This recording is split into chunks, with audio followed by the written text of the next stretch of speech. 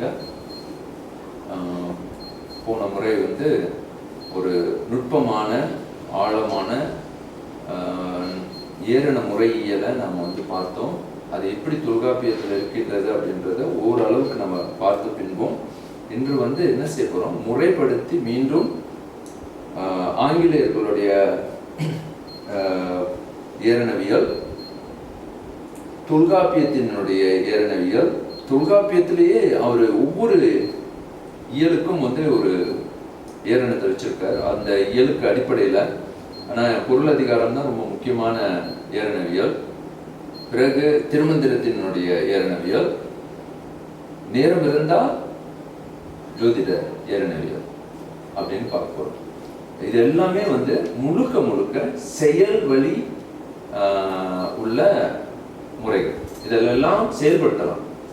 இதெல்லாம் நேரடியாக செயலில் இருக்கின்ற ஒரு வழிமுறைகள். அப்போ நம்மளுடைய முன்னோர்கள், அதனால தான் மீண்டும் சொல்றேன், ஏரணம் லாஜிக் என்பது ஏதோ கற்று தெரிந்து மூளையில வைத்துக் கொள்வதல்ல. அது என்றைக்கெல்லாம் வாழ்க்கையில நம்மளால புகுத்தி அந்த வாழ்க்கையில நம்மளால செயலுக்கு கொண்டு வர முடிந்தால்தான் அதனுடைய ஏரணம் வந்து முழுமையாகும், அதனுடைய பயனை நம்மளால பார்க்க முடியும். அப்ப இந்த அடிப்படையில பார்க்கும்பொழுது போன முறை ஒரு சிந்தனையை முதல்ல அறிவுக்கு கொண்டு வந்தோம். அதுல முதல்ல நான் வந்து ஆங்கிலேயர்களுடைய மீண்டும் விளக்குறேன். ஏன்னா ஆங்கிலேயர்களுடைய அறிவு ஏறக்குறைய 18ஆம் நூற்றாண்டுல தான் முழுமைன்னு கூட சொல்ல முடியாது. அது ஏறக்குறைய வந்தது.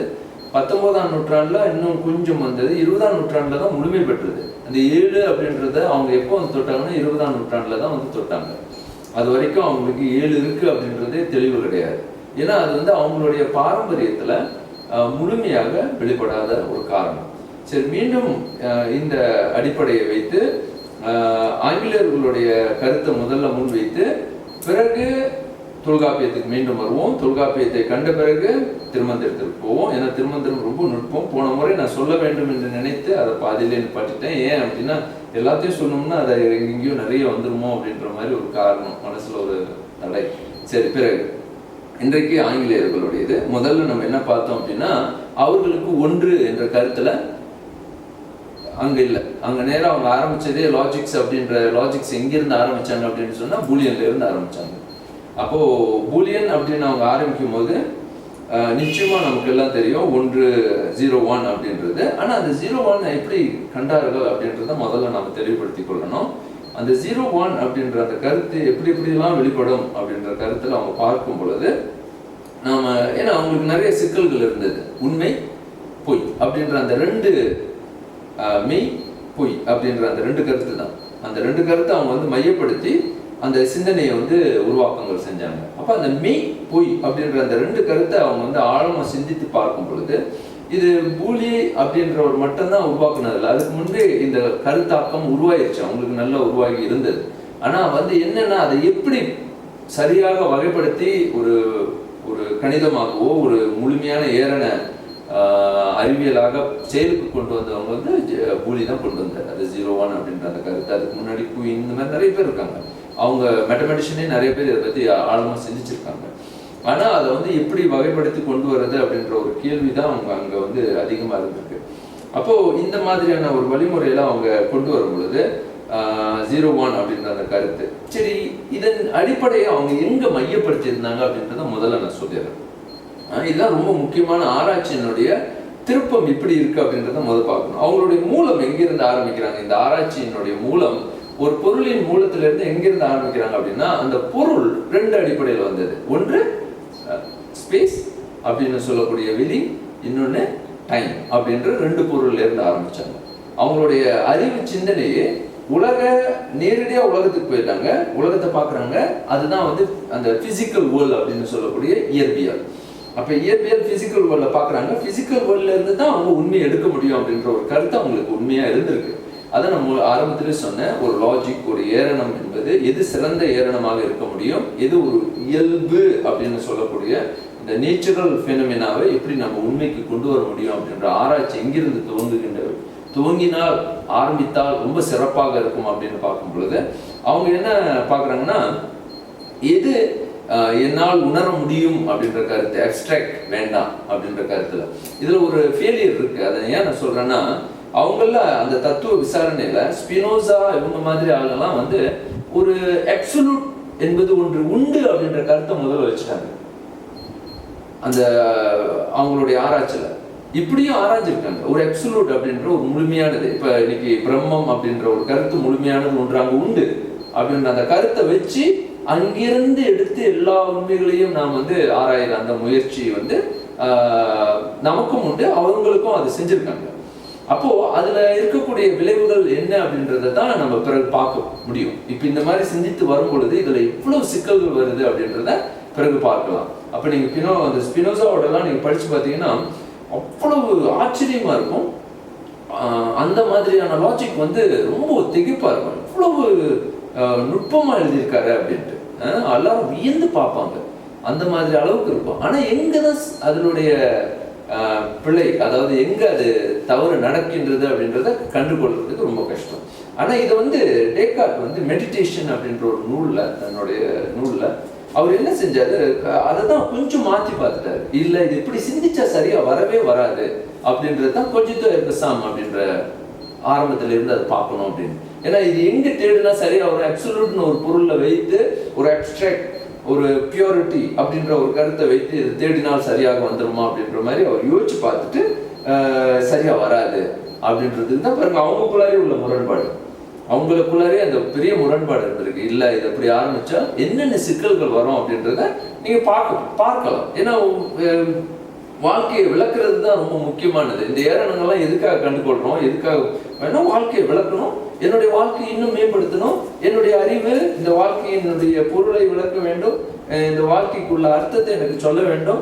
அப்ப இது எல்லாத்தையும் விளக்குறதுக்கு எதனால முடியும் அப்படின்றது தான். அதனாலதான் வந்து சயின்டிஸ்ட் என்ன முடிவு எடுத்தாங்க அப்படின்னாக்கா நிச்சயமாக எதையோ தெரியாத பொருளை எடுக்கக்கூடாது. ஆனா அவங்க என்ன வச்சுக்கிட்டாங்கன்னா பிசிக்கலி பெர்சீவபிள், எதெல்லாம் என் கண்களுக்கு புலன்களுக்கு படுகின்றதோ அதை மட்டும்தான் நான் வந்து விசாரணை செய்வேன் அப்படின்ற அளவோட முடிச்சுக்கிட்டாங்க. அப்ப இதுல ரெண்டு விஷயம் தான் அவங்களுடைய கண்கள்ல சரியாக படக்கூடியது. ஒண்ணு டைம் கண்கள்ல படலை, இதுதான் புத்தர்கள் பிடிச்சிக்கிட்டாங்க.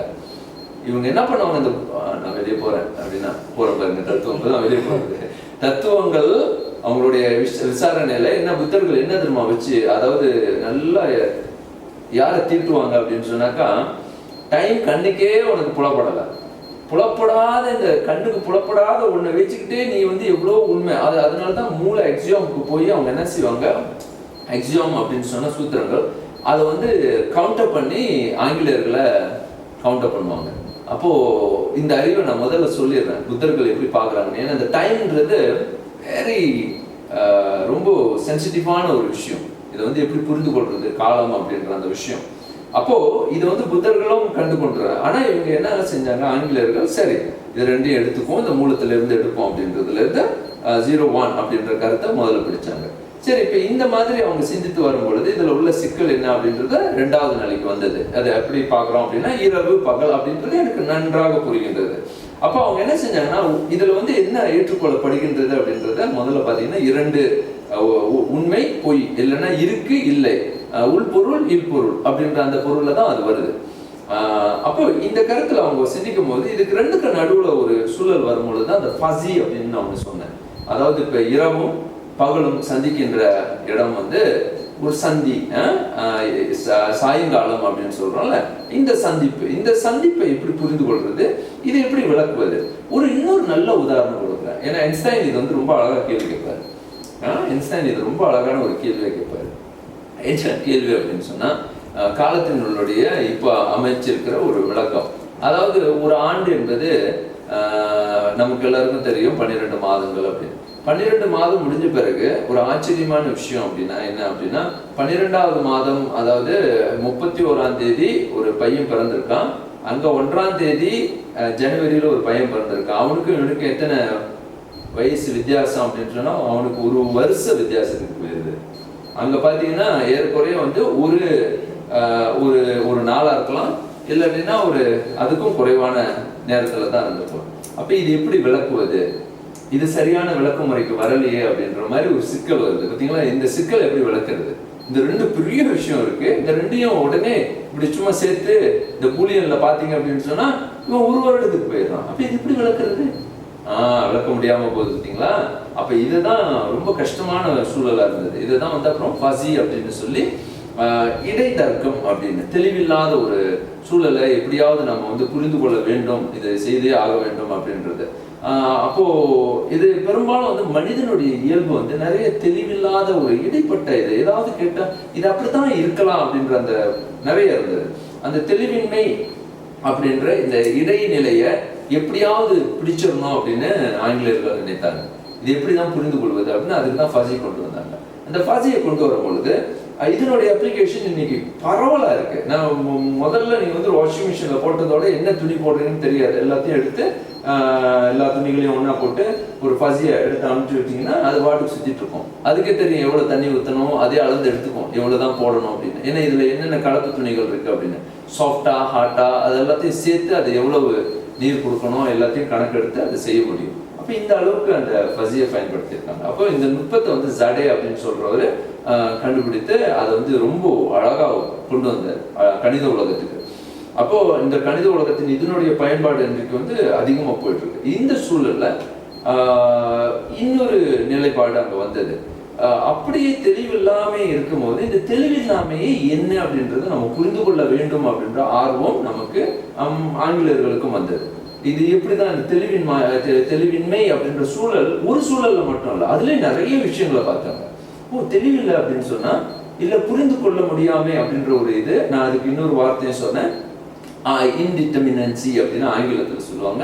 தமிழ்ல வரையுறாமை அப்படின்னு சொல்லுவாங்க. வரைவு, அதாவது ஒரு பவுண்டரிகளுக்கு சரியா செட் ஆகாது. அப்போ அதுதான் வரையுறாமை அப்படின்ற அந்த வார்த்தையை பயன்படுத்தின. இதா அப்படின்னு சொல்ல முடியாது, அது வந்து இன்னும் ஆழமா சிந்திக்கப்பட வேண்டிய ஒரு விஷயம் போல இருக்கு அப்படின்னு சொல்லி உள்ள போன பிறகு அங்க என்ன பார்த்தாங்கன்னா 3 விஷயங்களை பார்த்தாங்க. நேரம் முடிச்சிடுறேன், ஏன்னா 5 போயிட்டே இருந்தா ரொம்ப கஷ்டமா இருக்கு. அப்போ 3 விஷயங்களை பார்த்தாங்க. அதுல ஒன்று என்ன அப்படின்னா அறவே தெரியல. நான் என்னதான் போட்டு கழுவி பார்த்தாலும் அது மூளையில ஏறவே மாட்டேங்குது, அது என்னன்னே தெரியல. Unknown, absolutely unknown. அதுதான் யூன்னு சொன்னேன், சரியா? யூன்னு சொன்னேன். அடுத்தது வந்து என்ன அப்படின்னு சொன்னாக்கா கான்ட்ரடிக்ஷன் அப்படின்னு சொன்னேன், அதாவது முரண்படுதல். முரண்படுதல் அப்படின்ற ஒரு கருத்து, அதுதான் சீன்னு சொன்னேன். அது வந்து எப்படின்னா எப்படி அப்படின்னும் பொழுது இதையும் ஏற்றுக்கொள்வது அதையும் ஏற்றுக்கொள்வது ரெண்டுமே. அதனால தான் நான் சொன்னேன் டி அண்ட் எஃப் அப்படின்றது, மெய்யும் இருக்கும் பொய்யும் இருக்கும். இது ரெண்டும் ஏற்றுக்கொள்ளும் பொழுது அங்க மோதுது முடியாது அப்படின்ற மாதிரி முரண்படுகின்றது. அப்ப இதுக்கு பேர் கான்ட்ரடிக்ஷன் அப்படின்ற ஒரு நிலை வந்தது. 3வது நிலை அப்படின்றது என்ன அப்படின்னு பாத்தீங்கன்னாக்கா அதுதான் வந்து அந்த இன்டிட்டர்மினன்ட் அப்படின்னா இக்னரன்ட் அப்படின்னு அதுக்கு இன்னொரு வார்த்தை கொடுத்துடலாம். இன்டிட்டர்மினன்ட் ப்ராசஸ்ல, அதாவது இந்த வரையுறாமை நிலையில இக்னரன்ட் அப்படின்றது, அதாவது எனக்கு தெரியல, இப்ப எது தப்பு எது சரின்னு எனக்கு தெரியலன்னு வச்சுக்கோங்களேன். நீங்க சப்புன்னு சொன்னா அதையும் ஏத்துக்கிறேன், இல்ல இதுனால யாராவது இவங்க சொல்றாங்க இது சரியில்லை அப்படின்னா இதையும் ஏத்துக்கிறேன். அப்ப அதனாலதான் சொன்னேன் டி. இதுல ஒரே ஒரு வித்தியாசம், அந்த இக்னரன்ஸ் அப்படின்னு சொல்றவங்களுக்கும் இந்த கான்ட்ரடிக்ஷன் சொல்றவங்களுக்கும் ஒரே ஒரு வித்தியாசம் தான் இருக்கு. என்ன வித்தியாசம்ன்றது முதல்ல சொல்லிடுறேன். அதாவது இந்த இக்னரன்ட் சொல்றவங்களுக்கு, இந்த அறியாமையில் உள்ளவங்களுக்கு என்ன அர்த்தம்னா டி ஆர் எஃப், ஓகே, ஆர் பார்ப்போம். இது இல்லைன்னா அது ரெண்டுமே வந்தாலும் அவங்க அதையும் ஏற்றுக்குவாங்க. இது வேணா இவங்க வந்து இந்த கான்ட்ரடிக்ஷன்றவங்க டி அண்ட் எஃப், அந்த என் அதான் ரொம்ப முக்கியம். அது ரெண்டையும் சேர்ந்தே பார்க்கக்கூடிய அந்த இது இருக்குது. அப்போ இப்படி பார்த்த பிறகு இதுல 3 பிரிஞ்சிருச்சா, அப்ப இது 3. அப்ப இந்த இன்டிட்டர்மினன்சி அப்படின்னு சொல்ல அந்த வரையுறாமையும் 3ஆ பிரிச்சாங்க. இந்த அறிவு, இந்த கண்டுபிடிப்பு இந்த காலகட்டத்தில் ஏறக்கூடிய 20ஆம் நூற்றாண்டுல தான் அவங்களுக்கு முழுமை பெற்றது. இது இப்படிதான் இருக்கு அப்படின்றத முழுமையா கண்டுகொண்டாங்க. இந்த வரையுறாமை தன்மையை நமது முன்னோர்கள் ரொம்ப சிறப்பா செஞ்சிருக்காங்க. அது பிறகு நான் அப்படின்னு காட்டுறேன், ரொம்ப சிறப்பா செஞ்சிருக்காங்க. ஆனா அந்த வரையுறாமை அப்படின்றத இந்த 3 நிலைகளை அவங்க ஏதோ ஒண்ணு இருக்கு, இது ஏன் இந்த மாதிரி நடக்குது அப்படின்ற அந்த மாதிரி ஒரு விஷயங்களை ஆராய்ந்து பார்த்து இதை வந்து பிரித்த பிறகு அப்புறம் தீக்கு போறாங்க. ட்ரூத், அந்த உண்மை அப்படின்னு சொல்லக்கூடியது. இந்த ட்ரூத்லயும் வந்து 2 நிலைகளை பிரித்து காட்டின. ஒன்று அப்சல்யூட் ட்ரூத், இன்னொன்னு ரிலேட்டிவ் ட்ரூத் அப்படின்னு சொன்னேன். அதாவது அப்சல்யூட் ட்ரூத்னா என்ன அப்படின்றத முதல் புரிஞ்சுக்கொள்ளணும். அப்சல்யூட்னா எந்த சூழல்லையும் எந்த காலகட்டத்திலையும் சரி, டைம்லையும் ஸ்பேஸ்லையும் எந்த நிலைகள்லையும் அது எப்பொழுதும் உண்மையாக இருக்கும் அப்படின்ற மாதிரி வரும். இது வந்து ரிலேட்டிவ் ட்ரூத் அப்படின்றது சில காலகட்டங்களில் அது உண்மையாக இருக்கும், சில காலகட்டங்களில் அது உண்மையாக இருக்காது. அப்போ இல்லைன்னா சில ஸ்பேஸில் அது உண்மையாக இருக்கும், சில ஸ்பேஸில் அது உண்மையாக இருக்காது. அப்போ அந்த மாதிரி தான் அதோடைய மாற்றங்களை பார்க்கும் பொழுது அப்படின்னு. இது நிறைய ஃபிசிக்ஸில் நீங்கள் பார்க்கலாம், ஒரு வேடிக்கையாக தான் இருக்கும். கிராவிட்டியில் இருக்கிற வேற மாதிரி இருக்கும், கிராவிட்டியில் இல்லாதப்போ வேற மாதிரியான ஒரு நிலைப்பாடுகள். இப்படி பார்க்கும்போது இதெல்லாம் கொஞ்சம் வித்தியாசமான மாற்றங்களை நமக்கு கொடுக்கும். அப்போ இந்த மாதிரி நிறைய உதாரணங்களை நம்ம பார்க்கலாம். அதே மாதிரி பொய்யிலையும் 2 விதமான இது இருக்கு, அப்சல்யூட், ரிலேட்டிவ் அப்படின்னு. அப்போ மொத்தம் 7 அப்படின்னு சொல்லி முழுமையாக முடிச்சிட்டோம் அப்படின்னு சொல்லி இன்றைக்கு லாஜிக் அப்படின்னு சொல்லக்கூடிய ஆங்கிலேயர்களுடைய ஏரணம் இப்படி தான் வளர்ந்து வந்திருக்கு அப்படின்னு பார்த்தோம். சரி, இந்த லாஜிக்கை தான் நாம் என்ன செய்கிறோம், அப்படியே என்ன பண்ணுறோம் அப்படின்னு சொன்னால் இப்போ தொல்காப்பியத்துக்கு கொண்டு போய் இந்த லாஜிக்ஸை எப்படி நம்ம முன்னோர்கள் கண்டார்கள் அப்படின்னு தொல்காப்பியத்தை நான் முதல்ல விளக்கிறேன். தொல்காப்பியத்தை விளக்குனதோட உங்களுக்கு அதோடைய தெளிவு வரும். சரி, இவர்களுக்கும் தொல்காப்பியத்திற்கும் என்ன வித்தியாசம் அப்படின்னு நீங்கள் முதல்ல பார்க்கணும். பிறகு இதோட அப்ளிகேஷனை பார்ப்போம், அதோடைய செயல்முறைகள் எப்படிலாம் இதை செயல்படுத்த முடியும் அப்படின்றது. முதல்ல இந்த தொல்காப்பியத்தினுடைய இந்த அறிவு ரொம்ப ரொம்ப முக்கியமானது. எங்க மாற்றம் வருது அப்படின்றத பார்க்கணும். இவங்க முழுக்க பொருளை ஒரு பிசிக்கல் ஃபெனமினா அப்படின்னு சொல்லக்கூடிய சடப்பொருளை மட்டும்தான் அறிவுக்கு ஆதாரமாக வைத்து இந்த லாஜிக்ஸை உருவாக்கியிருக்காங்க. சடம் அப்படின்றது ஏதாவது எந்த சடமாக இருந்தாலும் சரி, அந்த சடப்பொருளை மட்டும்தான் ஆதாரமாக வச்சு இவங்க இந்த 7 லாஜிக்ஸையும் உருவாக்கியிருக்காங்க. ஆனால் அவங்களுக்கு தெரியல இந்த லாஜிக்ஸை எப்படி இன்னும் மேலே கொண்டு போக முடியும் அப்படின்ற அந்த ஒரு கருத்து ஏன் இவங்களால 8வது லாஜிக் சொல்ல முடியாதுன்றதுக்கும் ஒரு காரணமும் இங்கே வந்துடும். ஏன்னா அவங்க சடத்தை தானே வச்சிருக்காங்க, சடத்துக்கு ஓரளவு இது வந்துடும். ஆனால் 8வது லாஜிக் எங்கே இருக்கு அப்படின்றத இங்கே தான் பார்க்கலாம். சரி, இங்கே என்ன அப்படின்னா, நமது முன்னோர்கள் இந்த லாஜிக்ஸை செய்யும் பொழுது, இந்த ஏரணத்தை நமக்கு உருவாக்கி தரும் பொழுது அவங்க என்ன செஞ்சாங்கன்னா, ஆகம அடிப்படையில், நான் ரொம்ப மீண்டும் இதை வலியுறுத்தி சொல்றேன், ஏன்னா உங்களுக்கு பிறகு நான் சில நூல்களை சொல்றேன், நீங்களாம் பாருங்க, இதெல்லாம் போய் பார்த்தீங்கன்னா உங்களுக்கு தெரியும் நம்ம முன்னோர்கள்லாம் எப்படிலாம் சிந்திக்க முயற்சி பண்ணாங்க அப்படின்றத. ஆகம அடிப்படையில சிந்திக்க முயன்றார்கள். அதாவது அந்த அறிவு தத்துவத்தையே எப்படி வளர்க்க வேண்டும் என்பது அப்படின்னா, ஒரு மனிதன் நான் இன்று பூமியில இருக்கின்றேன், எதற்காக இருக்கின்றேன்றதுக்கு காரணம் எனக்கு தெரிந்தாக வேண்டும். நான் யார் என்பது எனக்கு தெரியணும், நான் எதற்காக இங்க இருக்கின்றேன் எனக்கு தெரிய வேண்டும், எதற்காக நான் இறக்கின்றேன் அப்படின்ற அந்த காரணமும் எனக்கு தெரிய வேண்டும். இப்ப இதுக்கெல்லாம் எனக்கு காரணம் தெரியாம நான் ஏதோ வந்தேன் போனேன்னு இருக்க முடியாது. அப்போ அந்த மாதிரி அடிப்படையை மீண்டும் சீர்தூக்கி பார்த்து நம்மளுடைய வாழ்வியலே மரபியலா மாத்தினாங்க. மரபியல்ன்றது இங்க என்ன அப்படின்றது மீண்டும் சொல்றேன், மரபு தாங்கி வருவது மட்டும் கிடையாது, அறிவு தாங்கி வருவது மட்டும் கிடையாது. இங்க நாம என்ன செய்யறோம் அப்படின்னா, ஒரு ஆகமத்தின் வடிவாக ஆகுதலை பாருங்க எடுத்துக்கொண்டே வரும். ஆகுதல் அப்படின்றது இங்க இவால்யூஷன், பரிணாமம், கூடுதல் நிலை.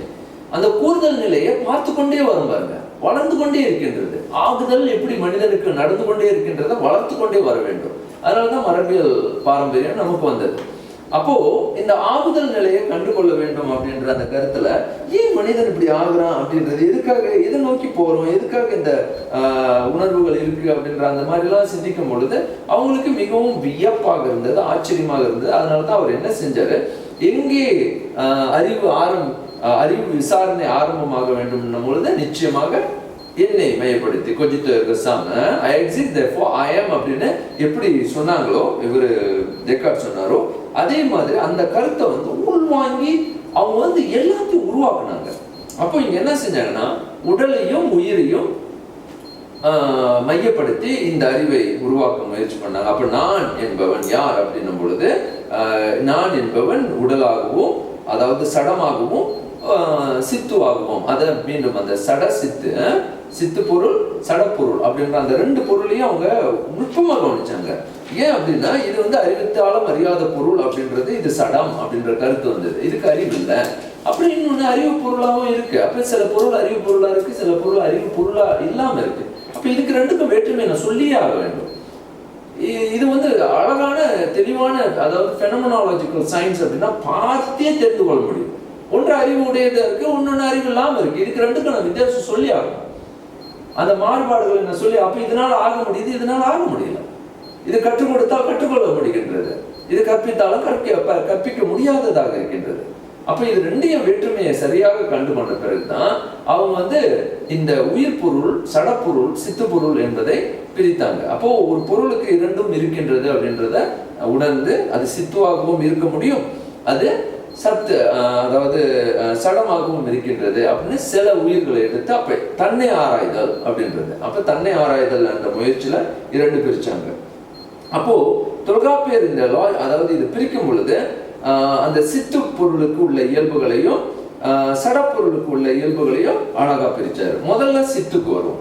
சித்து ரொம்ப ரொம்ப முக்கியம். இதுதான் ஆங்கிலேயர்கள் ஆராய்ச்சிக்கு உட்படுத்தப்படாமல் போனது. அவங்களுடைய ஆராய்ச்சியில, அவங்களுடைய ஏரணத்துல இந்த ஆகமியல் சித்து பொருளுக்கு இடம் இல்லாமல் போனது. ஏன்னா அவங்க சித்து கொண்டு வந்தோன்னா அது பார்க்க முடியாது, கேனாட் பி டெஸ்டட் இன் ஒரு லேப்ல வச்சு எக்ஸ்பெரிமெண்ட் பண்ண முடியாது. ஆனா அப்பயும் கிளினிக்கல் ஸ்டடி அப்படி இப்படின்னு பண்ணிட்டு தான் இருக்காங்க. அது வேற மொழியில கொடுத்து அதுக்கு அவங்களுக்கு எப்படி விளக்குறது அப்படின்னு தெரியல. ஆனா இன்னைக்கு வேற மாதிரி போயிட்டு இருக்கு.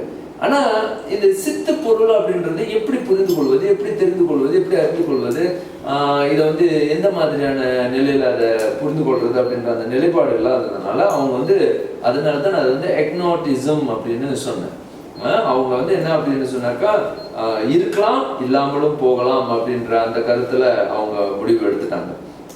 அப்போ அந்த கருத்தை மையப்படுத்தி பார்க்கும்போது இந்த சித்து அப்படின்ற அந்த பொருளை பார்க்கும் பொழுது முதல்ல தொல்காப்பியர் என்ன செஞ்சாரு, அதுதான் பொருளதிகாரத்துல நம்ம பார்க்கறது. பொருளதிகாரம் தான் ரொம்ப நுட்பமானது. பொருளதிகாரம் தொல்காப்பியத்தோட லாஜிக் நான் மீண்டும் சொல்றேன், அது எழுத்துலயும் இருக்கு. நான் முதல்ல சொல்லிட்டேன் அது எழுத்துலும் இருக்கு. நான் பிறகு வரும்போது பொருளதிகாரத்தை முடிச்சுட்டு அப்புறம் எழுத்துக்கு வரேன், அப்புறம் பிறகு பார்க்கலாம். தொல்காப்பியர் அவ்வளவு நுட்பமாக எல்லாத்துலயும் கையாண்டிருக்காரு அவருடைய நுட்பத்தை. அப்போ இங்க பொருளதிகாரத்துல அந்த திணையாக அதை அழகாகவும் பிரித்து காட்டினாரு. திணையாக அப்ப அந்த சித்து பொருளையும் சத்து பொருளையும் எப்படி, சித்து பொருளையும் சடப்பொருளையும் எப்படி புரிந்து கொள்வது அப்படின்றத. அப்பதான் அவருக்கு ஒரு நுட்பமான நிலை வந்தது, அந்த அந்த நிலைப்பாடு அங்க வந்தது.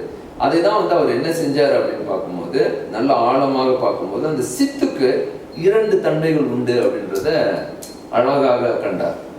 சித்துக்கு இயல்பிலே ரெண்டு தன்மை உண்டு. அதை ஆழமா புரிந்து கொள்றதுன்னா அகம்புறம்னு சொல்லிடலாம். சித்துனாலதான் அகமும் புறமும் பார்க்க முடியும், சித்து பொருள்னாலதான் அதை செய்ய முடியும். அந்த அகம்புறம் அப்படின்ற கருத்து அதை இன்னும் ஆழமா விரிக்கிறேன். அந்த அகம்புறம்ன்ற அந்த கருத்து எப்படி வருது அப்படின்னு அகம்புறம்னு விரித்துட்டு அது உள்ளதான் அந்த அகம்புறம்ன்ற அந்த கருத்தை தான் இன்னும் கொஞ்சம் ஆழப்படுத்தி பார்த்தோம்னா அது என்ன அகம்புறம் அப்படின்னு சொல்றதுன்னா இரண்டு நிலைகள்ல பார்ப்போம். புறம் அப்படின்றத திருப்பி மீண்டும் இதுக்கு வெளியே தள்ளிடுவாரு. ஆனா அது செய்யக்கூடிய ஆற்றல் ஒரு சித்துக்கு அது ரெண்டையும் செய்ய முடியும், அகமும் செய்ய முடியும் புறமும் செய்ய முடியும் அப்படின்றத முதல்ல சொல்லிடுறேன். ஆனா அடிப்படையிலே சித்து என்ன செய்யும், அகப்படுத்துகின்ற அந்த நிலை இருந்தது. அந்த அகப்படுத்துகின்ற அந்த நிலையை அவர் என்ன பார்த்துறாருன்னா இது அகமாகின்றது அப்படின்னும் பொழுது அன்பு அப்படின்றது. அப்போ வாழ்வதற்கு அன்புன்ற கருத்துக்கு ஒரு அழகான டெஃபினிஷன், அதாவது ஒரு அழகான விளக்கம் எங்கிருந்து வருது அப்படின்னும் பொழுது வாழ்வதற்கு எது உந்து சக்தியாக இருக்கின்றது, வாழ்வதற்கு எது ஊக்க சக்தியாக இருக்கின்றது அப்படின்னும் பொழுது அங்கே அது அன்பு என்ற ஒரு உயிர்ப்பு சக்தியின் அடிப்படையில் இயங்குகின்றது அப்படின்றத அழகா பார்த்தாங்க. உலகத்துல எல்லா நிலைகள்லையும் எல்லா உயிர்களும் வாழ வேண்டும் அப்படின்ற ஒரு கருத்து எதற்காக அதுக்கு அப்படின்னும் பொழுது இங்கிருந்து அந்த இடத்துக்கு நகரணும் அப்படின்னு பார்த்த அன்பு என்ற கருத்து அங்க இருக்கு. அதாவது ஒரு வைரஸ் எடுத்துக்கோம். வைரஸ்க்கு எல்லாம் சொல்லுவாங்க அது இது வைரஸ் தான் இப்ப இந்த பூலியன்ல போட்டு பாத்தீங்கன்னா அது ஒரு ரெண்டு கட்டம். அது உயிர் உள்ள பொருளா உயிர் இல்லாத பொருளான்னு யாருக்குமே சொல்ல முடியாது. ஆனா அதை ரெப்ளிகேட் பண்ணும். அது என்ன செய்யும், அதை தன்னை மீட்டு உருவாக்கம் அப்படி செய்துக்கிட்டே இருக்க முடியும். அப்ப அவங்களுக்கு இதெல்லாம் கொஞ்சம் சிக்கலா வந்தது. இதுதான் எப்படி விளக்குறது இதோடைய நிலைப்பாடு அப்படின்னு. ஆனா ஒரு கீழே அங்கேயும் அந்த அன்புன்ற கருத்தை நான் எதுக்காக சொல்றேன்னா, அன்பு என்பது பெரும்பாலும் நம்ம என்ன நினைக்கிறோம், மற்றவர்கள் மேல் நம்ம செலுத்துவது அப்படின்ற அந்த ஒரு கருத்து இருந்தாலும் அன்பு என்பது இங்க ஆகுதல் அப்படின்றதே அன்பின் நிலைதான். ஆகுதல் என்பதே அன்பின் நிலைதான். ஏன் ஆகுதல் என்பது அன்பின் நிலையாகின்றது அப்படின்னு நீங்க பாத்தீங்கன்னா, அன்பு அப்படின்ற ஒரு கருத்து தன்னை ஒரு நிலையிலிருந்து இன்னொரு நிலைக்கு நான் மாற்றுகின்றேன். எதுக்காக மாற்றணும்? எந்த மாற்றத்துக்கு அந்த மாற்றம் வந்து எதை நோக்கி செல்கின்றது அப்படின்னு பார்க்கும் பொழுது அது வந்து தன்னை மாற்றி இன்னொரு நிலைக்கு கொண்டு சென்று ஏதோ இன்னொரு உணர்நிலையை பெற வேண்டும் அப்படின்ற அந்த ஒரு நோக்கம் இருந்துகிட்டே இருக்கு. அந்த உயர்நிலையை உணர வேண்டும் என்ற அந்த போக்கம் இருந்துகிட்டே இருக்கு. அது ஏதாவது ஒரு நிலையில அந்த உணரும் சக்தியை அது பெறுகின்றது அப்படின்றது தான் ரொம்ப முக்கியமானது. ஆனா ரொம்ப முக்கியமான இது, நான் உள்ளுக்கு போகலை. இது அன்பை பத்தி பேசணும்னா ரொம்ப ஆழமாக போகும். அன்பு அப்படின்றது ஒருவழிப்பட்டதா இல்லை இருநிலைப்பட்டதா அப்படின்றதெல்லாம் விசாரணைக்கு வரணும். ஆனா முதல்ல அதை வச்சுட்டு அன்பு அப்படின்ற மைய கருத்து, அப்புறம் அன்பு அன்பு இன்மை அப்படின்ற ரெண்டு கருத்து இருக்கு. அன்பு அப்படின்றது ஆக்கத்திற்கு வழிவகுக்கும், வாழ்வுக்கு வித்திடும். அன்பு இன்மை என்பது என்ன செய்யும், அழிவுக்கு வித்திடுது. அதாவது இந்த பூமியில பிறந்ததுக்கு ஒரு நோக்கம் இருக்கு, நிச்சயமா ஏதாவது தொடர்ந்து நிலைக்கணும் அப்படின்ற ஒரு கருத்து அதுல இருக்கு. தொடர்ந்து நிலைக்கணும் அப்படின்னு சொன்னா, நான் அன்பின் வயப்பட்டு இருந்தால் அது அந்த இயற்கை வயப்பட்டு இருக்கு. இயற்கை வயப்பட்டு இருந்தா அது செழுமையா அதோட வாழ முடியுது. அது இயற்கைக்கு எதிராக இருக்கும் பொழுது அது அன்பின் வயப்படாமல் போகின்றது. அப்போ அது என்ன செய்யுது, அழிவுக்கு வித்துடுது. அப்ப இதுதான் வந்து நாம் என்ன செய்யறோம், இன்னைக்கு அன்பின் வழிபடாதவர்கள் அழிவுக்கு வித்திடுகின்றனர் அப்படின்ற அந்த கருத்தை நம்ம அழகா சொல்லிடலாம். அவங்க தானாகவே ஏதாவது அழிக்க முயற்சி பண்ணுவாங்க. ஏன்னா அவங்க வாழ்வதை தடுக்க முயற்சி பண்ணுவாங்க. இப்ப இவங்களுக்கு என்ன பிரச்சனை அப்படின்னா, அதுதான் நிலம் உண்டு நிலம் இல்லை அப்படின்ற அந்த கருத்து வருவாங்க. அப்ப இது ரெண்டும் முதல் பிடிச்சிங்க, அன்பு அன்பின்மை அப்படின்ற அந்த ரெண்டு கருத்து முதல்ல வலியுறுத்தி புரிஞ்ச பிறகு இதை பிசிக்கல் வேர்ல்ட் அப்படின்னு சொல்லக்கூடிய நாம இங்க சடத்திற்கு கொண்டு வரும் பொழுது அகம்படுத்தி அங்க புறப்படுத்துறாரு. அப்ப புறப்படுத்தும் பொழுது அங்க ரெண்டு நிலைகள் வெளியே வருது. அது பிறகு இந்த அகம்புறத்துக்கு நான் மீண்டும் இன்னொரு விளக்கம், அது தொல்காப்பியம் சொல்ல, இது திருமந்திரம் சொல்லும் பொழுது இன்னும் அழகா விளக்குறேன். ஆனா முதல்ல அந்த புறம் அப்படின்னும் பொழுது இங்க வந்து ரெண்டு, அதான் நான் மீண்டும் சொல்றேன், அதை வேறு வகையிலையும் பிரித்து காட்டுவார். நான் உங்களுக்கு ஏன்னா இப்படியும் பிரித்து பார்க்கலாம் அப்படின்னு சொல்றதுக்காக 3 வகையில பிரிப்பாரு. முதல், உரி, கரு அப்படின்ற மாதிரி பிரித்து காட்டுவார். அதை நான் அப்புறம் ரொம்ப ஆழமா விளக்குறேன். அது 3 நிலைக்கு போகுது. அந்த 3 லாஜிக்ஸ் எப்படி பயன்படுத்துறாரு அப்படின்னு. அதாவது முதல் அப்படின்றத அழகாக சொல்லிடுவார். நான் போன முறை சொன்னேன், முதல் எனப்படுவது நிலம் பொழுது இரண்டென்ப, இரண்டின் இயல்பென்ப, இரண்டின் இயல்பென மொழிப இயல்புணர்ந்தோரே அப்படின்னு சொல்லி அழகா சொல்லுவார். அப்போ இது என்ன அப்படின்னா, இந்த இடம் பொழுது அப்படின்ற அந்த ஸ்பேஸ் அண்ட் டைம் அப்படின்றத கொண்டு வந்தாங்க. அப்ப இது ரெண்டையும் காட்ட பொழுது அவர் என்ன செய்யறாரு, டைம் உள்ள போறோம். முதல்ல டைம் முடிச்சிடணும். டைம் ரொம்ப முக்கியம், காலம். அப்ப காலம் என்பது இருநிலைப்படும் அப்படின்ற அந்த காலத்தினுடைய அறிவை பிரிக்கின்றாங்க. அவருடைய பிரிப்பு வந்து நேரடியா படிக்கிறவங்களுக்கு அது ரொம்ப புரியாது. அவர் ரொம்ப ஆழமா ஒரு இடத்துல அப்படியே அந்த மொழியின் அடிப்படையில அவர் சொல்லிட்டே போவார். அப்போ நேரடியா பார்க்கும் பொழுது அவர் பிசிக்கல் டைமை மட்டும்தான் எக்ஸ்பிளைன் பண்ணிட்டு போவார். 6 பெரும்பொழுதுகள் சிறு பொழுதுகள் அப்படின்னு சொல்லிட்டு போவார். ஆனா அது அந்த மாதிரி புரிந்து கொள்றது கிடையாது. காலம் வந்து 2 நிலையில இருக்கு. காலம் வந்து இந்த டைமை 2ஆ பிரிக்கலாம். இதைதான் நான் ஒன்று சொன்னேன், சைக்காலஜிக்கல் டைம், இன்னொன்று பிசிக்கல் டைம். இந்த psychological time and physical time அப்படின்ற 2 காலம் இருப்பதே அங்க உணர்ந்தாங்க. அப்ப இந்த சைக்காலஜிக்கல் டைம் அப்படின்னு சொல்லக்கூடியது குறிப்பு காலம். குறிப்பு அப்படின்னு அழகா சொல்லுவாங்க, குறித்து நிற்பது அப்படின்னு. அடுத்தது வந்து பாத்தீங்க அப்படின்னா அந்த பிசிக்கல் வந்து பொருளிய காலம் அப்படின்னு நம்ம சொல்லலாம். அது வந்து பிசிக்கல் டைம் அப்படின்னு. ஆனா இப்ப இங்க என்ன அப்படின்னு சொன்னாக்கா, இதே தான் ஆங்கிலேயர்களும் சிந்தித்தார்கள் அப்படின்னு சொன்னேன். இது வந்து 2 வகையா போயிடும். ஒன்னு ஸ்டாட்டிக் டைம், இன்னொன்னு டைனமிக் டைம். இது நல்லா புரிஞ்சுக்கோங்க. இந்த டைனமிக் டைம் அப்படின்னு சொல்றது இந்த சைக்காலஜிக்கல் டைம். இதை நிறைய விளக்கிட்டோம். இதுதான் நம்ம அந்த ஆகமவியல் முதல் பாடத்துல படிக்கும் போது ரொம்ப ஆழமா பார்த்தோம். உங்களுக்கு தெரியும், அதை பத்தி நான் ஒரு படமே என்னுடைய இது விளக்குனேன். அப்போ அடுத்தது வந்து பிசிக்கல் டைம். அடுத்தது இந்த இதுக்கு வரும் பொழுது இன்னொரு இடம் அப்படின்னு வரும்போது, இடம்னு வரும்போது என்ன இடம்? ஒன்று நிலம் உண்டு, இன்னொன்று நிலம் இல்லை. நிலம் உண்டு, நிலம் இல்லை. அப்ப நீங்க பாத்தீங்கன்னா எதுக்கு நிலம் உண்டு எதுக்கு நிலம் இல்லை அப்படின்னு பாத்தீங்கன்னா உங்களுக்கு புரிஞ்சிடும். சரியா? அப்போ எதுக்கு நிலம் உண்டு? அன்பின் வயப்பட்டது அத்தனுக்கும் நிலம் உண்டு, அன்பின் வயப்படாததுக்கு நிலம் இல்லை அப்படின்னு. சரி, இப்போ இங்க 2 இங்க 2 4 ஆயிடுச்சா? அன்புக்கு 3 நிலை அப்படின்னு பாக்குறோம். அன்பு ஒண்ணு அன்பின் பயப்பட்டது, அன்பின் படாதது 2. ஒண்ணு கைக்கிளை, இன்னொன்னு பெருந்திணை அப்படின்னு பார்த்தோம். சரியா? அப்போ மொத்தம் எத்தனை அப்படி எண்ணி பார்த்தீங்கன்னா 7 வந்துருச்சு. சரியா? இங்க 2, அதாவது இடத்துக்கு 2, இடம் இல்லை இடம் உண்டு, நிலம் உண்டு நிலம் இல்லை. காலத்துல பாத்தீங்கன்னா ஒண்ணு குறிப்பு காலம், இன்னொன்னு பொருளிய காலம். இங்க சித்துக்கு 3 நிலை. 3 நிலை அது ரொம்ப முக்கியம். ஏன் 3 நிலை? ஒண்ணு அன்பின் வயப்பட்டது, இன்னொன்னு பெருந்திணை கைக்கிளை. அதாவது நல்லா புரிந்து கொண்டோம் அப்படின்னு சொன்னா ஒருதலை காமம், இன்னொன்னு வந்து பொருந்தா காமம் அப்படின்ற மாதிரி. அப்புறம் அன்பின் வயப்பட்ட காமம் 3 நிலைகள்ல அறிவு செலுத்தப்படுகின்றது அப்படின்றது அவ்வளவு அழகா சொல்லிட்டாரு. 7 சர்வசாதாரணமா வந்து விழுந்துருச்சு. இப்ப நான் இதையே மாத்தி இன்னும் சரி 8வது என்ன அப்படின்றத கொஞ்ச நேரம் இது பண்றதுக்கு உங்களுக்கு விளக்குறேன். சரி, 8வது விளக்குறதுக்கு முன்பு நான் திருமந்திரத்தை சொல்லிட்டு 8வதுக்கு போகலாம் அப்படின்னு பாக்குறேன். ஏன்னா ரொம்ப அழகா இருக்கும். திருமந்திரத்துல ரொம்ப அழகா விளக்குவாரு. சரி, 7 புரிஞ்சுக்கிட்டோம். எப்படி 7 வரைக்கும் அழகா வகுத்தாங்க. அதனாலதான் சொன்னேன், அதாவது 7 கூட்டல் 1 அப்படின்னு. 7 கூட்டல் 1 அப்படின்ற கருத்து ரொம்ப முக்கியமான கருத்து. சரி, இப்போ இவ்வளவு அறிவையும் வகுத்து காட்டிய நமது தொல்காப்பியர் என்ன செய்யறாரு அப்படின்னு நீங்க 8 கண்டுபிடிக்கிறதுக்கு ஒரு அடையாளமா நான் சொல்றேன். அதாவது நான் சொன்ன எழுத்து அதிகாரத்துல வேற்றுமைகள் அப்படின்னு கொஞ்சம் வெளியாக கூட இருக்கு. நான் எழுத்து அதிகாரம் உங்களுக்கு நுழையக்கூடாதுன்னு இன்னைக்கு முடிவு பண்ணியிருந்தேன்.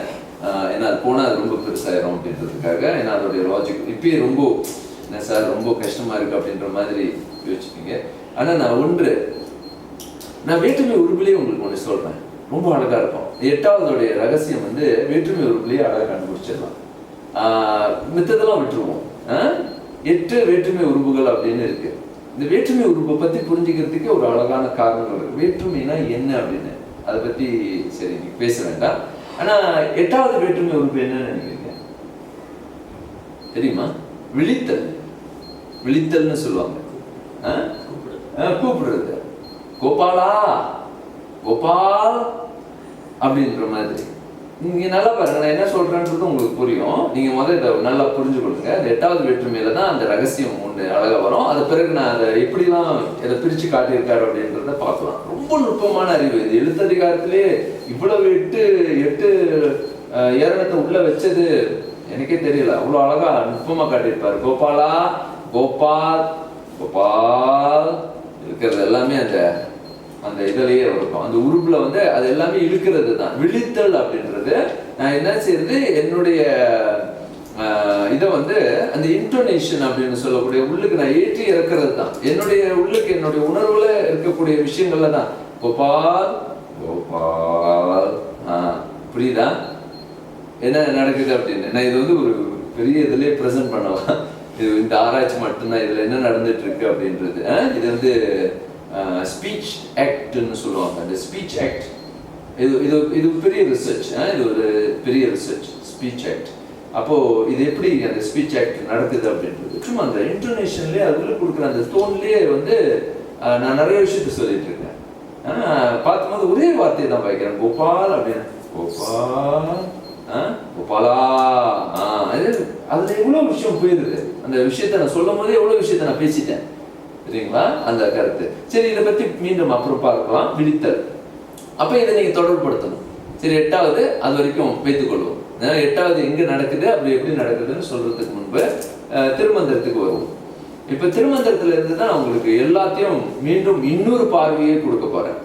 இப்ப தொல்காப்பியம் வந்து ஆகமவியல் அப்படின்னு சொல்லக்கூடிய அந்த ஆகமிக் சயின்ஸ் வந்து கம்ப்ளீட்டா எப்படி பண்ணலாம் அப்படின்றத விளக்கி காட்டியிருக்கு. திருமந்திரமும் அதையே எடுத்து சொல்லியிருக்காரு. ஆனா திருமந்திரத்தோட லாஜிக் எங்க இருக்கு அப்படின்றத நான் முதல்ல உங்களுக்கு சொல்லிடுறேன். இது புரிஞ்சுக்கொள்ளணும். திருமந்திரத்தினுடைய லாஜிக் வந்து அவர் என்ன பண்றாரு அப்படின்னா உங்களை புறத்துக்கு தள்ளவே மாட்டார். ஏன்னா அவருடைய ஆராய்ச்சி இந்த திருமந்திரத்தை முழுமையா படிச்சிருந்தாதான் அந்த 8 முதல்ல வர முதல் தந்திரத்தை முழுமையா விளக்க முடியும். அந்த முதல் இதை வந்து விளங்குறதுக்கு நீங்க முழுமையா ஏறக்குறைய வந்து திருமந்திரம் உங்களுக்கு புரிஞ்சிருக்கணும். திருமந்திரம் புரியலைன்னா அப்படின்னா இதை முதல்ல விளக்க முடியாது. நீங்க ஏதாவது ஒண்ணு நினைச்சு விளக்கலாம். நானே நினைத்து விளக்கினேன் அப்படின்னு. இப்ப என்கிட்ட கேட்டீங்கன்னா இது எங்க சார் இருக்கு, நீங்க சொன்னீங்களா எங்க இருக்கு, இது இந்த அதாவது இந்த தந்திரத்தில் இருக்கு, இந்த தந்திரத்தில் இது பேசப்பட்டிருக்கு அப்படின்னு நம்மளுக்கு சொல்ல தெரியும். இல்லைன்னா நம்ம எனக்கு அதாவது தான் தோன்றியா பேசுறது, நானே நினைச்சு அதை கொண்டு போய் திருமந்திரத்துல இணைத்து திருமந்திரம் இப்படிலாம் பேசுதுன்னு சொல்லலாம். அப்படி இல்லை, திருமந்திரத்துல பேசப்பட்ட விஷயங்களை தான் இந்த அவரு சொல்லியிருக்கணும். அதுதான் ரொம்ப முக்கியம். எந்த ஆராய்ச்சியாக இருந்தாலும் சரி, நம்ம இப்ப என்ன பண்றோம்னா நிறைய ஆராய்ச்சிகள் எப்படி போகுது அப்படின்னா, திருமந்திரத்துல அதை பத்தி பேசியிருக்கவே மாட்டாரு. ஏதோ பாருங்க திருமந்திரத்துல இப்படி சொல்லியிருக்கு பாருங்க அப்படின்னு சொல்லி இதை எடுத்து காட்டிடுவோம். சரியில்லை. ஏன்னா திருமந்திரம் அந்த அடிப்படையில நகரல அப்படின்னு சொன்னா எப்படி அதை எடுத்துட்டு வந்து இதோட பொருத்தி பார்க்கறது சரியான முறை கிடையாது. அதைத்தான் தொல்காப்பியமோ. நான் இப்ப ஏன் இந்த தொல்காப்பியத்தை வகுக்கும் பொழுதோ இல்ல சொல்லும் பொழுதோ நான் ஆங்கிலேயர்களுடைய லாஜிக்ஸை ஏன் இது உள்ளுக்கு கொண்டு வரல, நீங்க பாத்தீங்கன்னா தொல்காப்பியம் அந்த மாதிரி நகரல. தொல்காப்பியத்தினுடைய விளக்கமே வேற. அப்ப நான் தொல்காப்பியத்தின் அடிப்படையில தான் அதை பார்க்கணும், புரிந்து கொள்ளணும். இப்ப என்ன பண்ண பாக்குறாங்கன்னா, இந்த வெஸ்டர்ன் லாஜிக் படிச்சுட்டு அதை வந்து அப்படியே கொண்டாந்து இதுல புகுத்த பார்ப்பாங்க. அந்த மாதிரி புகுத்துதல் அதுதான் வந்து உண்மையினை வந்து உண்மையிலிருந்து நம்மளை என்ன செஞ்சிருது, அதை பார்க்க விடாமல் நம்மளுடைய மிகப்பெரிய அந்த நுட்பத்தை வந்து அழிச்சிருது. அதை வந்து நம்ம எந்த காலத்திலையும் விடக்கூடாது. நமக்குன்னு ஒரு அழகான அறிவியல் இருக்கு அப்படின்றத நம்ம புரிந்து கொள்ளணும். ரொம்ப நுட்பமான அறிவியல் நம்ம வச்சிருக்கோம். நாம என்னன்னா இன்னைக்கு அறிவியலுக்கு இடம் கொடுக்காததான் ஒரு பெரிய பலவீனம் அப்படின்னு நான் போன முறை கூட சொல்லியிருந்தேன். ஆனா இப்ப என்னன்னா அடுத்த கருத்து திருமந்திரத்துக்கு வரும். திருமந்திரம் திருமூலனுடைய அறிவியல் தாந்திரிகம். தாந்திரிகம்னா என்னன்னு முதல்ல சொல்லிடுறேன். தாந்திரிகம்னா இன்னைக்கு நல்லா போட்டு பேர் கெடுத்து வச்சிருக்காங்க. தாந்திரிகம் அப்படின்னு சொன்னா ஒரு காமக்கலை அப்படின்னு சொல்லி இன்னைக்கு உலக அளவுல தாந்திரிகம் அப்படின்னு சொன்னாலே அது ஒரு காமக்கலைன்னு முடிச்சிருவாங்க. அது ஒரு ஏன்னா இந்த வார்த்தையை நம்ம சொல்லும் பொழுது ரொம்ப கஷ்டமா இருக்கும். என்னடா இது ஒரு காமக்கலை அப்படின்ற மாதிரி போயிடும். கிடையாது. பாத்தீங்க அப்படின்னா திருமந்திரம் வந்து தாந்திரிகத்தினுடைய அழகான வெளிப்பாடு. தாந்திரிகம்னா என்ன அப்படின்றத முதல்ல புரிந்து கொள்ளணும்.